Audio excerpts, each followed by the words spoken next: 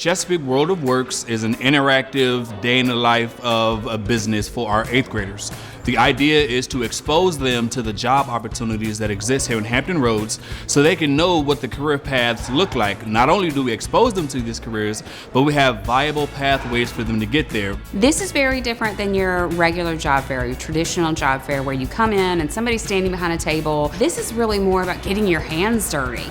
We've had kids out here putting bricks, making a brick wall. We've had them climbing on fire trucks. We've had them nailing shingles onto a roof, doing real hands-on activities so they can see what this job actually looks like. In our community, in our school division, we wanted to provide our students with a diploma and a plan so that they can have a vision for their future, and you don't really have a vision for the future and all the opportunities available to you until you've had a chance to experience them. 8th grade is such an important year to introduce our students to all of these opportunities, and our counselors work closely with our students to plan for their college and career path. The World of Works Expo is an amazing example of what happens when multiple organizations come together to create an event like this. We say that a rising tide lifts all ships. So when we work together, the city, the school system, the libraries, and the Workforce Council, as well as with our industry champions such as Dollar Bank, we're able to engage the community from a well-rounded perspective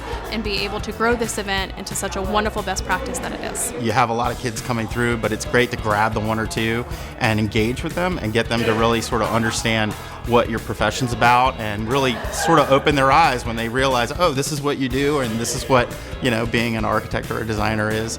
And so that's been really good that we've been able to interact with the kids. This is our 2nd year of doing this. We did it last year. It was a tremendous success. This year, it's even bigger. It's important that Dollar Bank sponsors this because we are a community bank. It's important that we give back in time, talent, financial resources to the community to help improve it from where it is today.